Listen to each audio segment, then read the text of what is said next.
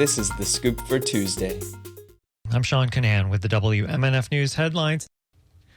A Polk County Sheriff's deputy shot and killed a suspect in Lakeland yesterday. Polk County Sheriff Grady Judd said deputies killed Timothy Patrick Schultz, who acted erratically in a lake near alligators before charging deputies armed with garden shears and entering a law enforcement vehicle. As he jumped into the seat, he was trying to either get the rifle or the shotgun out of its holder. At that time, our deputies shot. They shot multiple times, and as a result, Timothy is deceased. This is under investigation with our task force, our multi-agency task force. The results will be turned over to our state attorney, Brian Haas, for a final determination. However, it's important to focus on this for a second. He tried to assault my deputies with shears. Then he jumped into their vehicle, which is an armed burglary with the shears, trying to get the rifle and or the shotgun out. At that moment in time, all the warnings had to stop and the action had to begin. And that's when they shot him, enough to stop the threat. As Polk County Sheriff Grady Judd speaking at a press conference yesterday about a man that his deputies killed. The sheriff's office says the officer-involved Deadly Incident Task Force for the 10th Judicial Circuit is investigating, and that there's an internal investigation by the PCSO Administrative Investigations Unit. State Education Commissioner Manny Diaz Jr. is saying he would be willing to have a conversation about serving as interim president of the University of West Florida.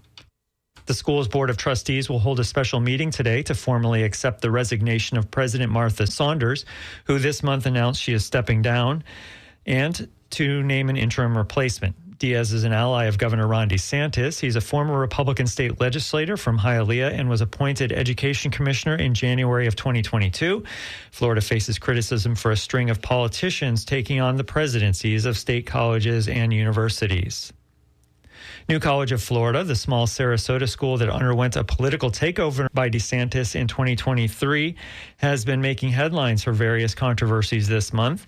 WMNF's Chris Young reports that one alumni group says the school's reputation is being destroyed.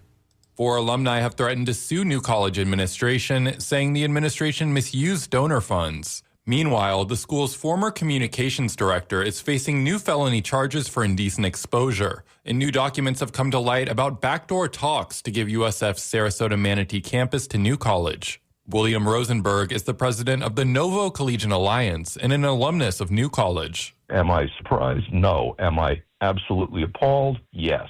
The organization was formed in February of 2023 after the school's conservative takeover led by Governor DeSantis. Rosenberg says his own questions have gone unanswered regarding an endowment fund that he set up while on the school's official alumni association, but also says he remains hopeful that New College will eventually emerge stronger. We're hoping that folks that come in the future will understand what was mismanaged away and what was lost in the ideological and culture wars battles, and hopefully begin to rebuild just a little bit going forward.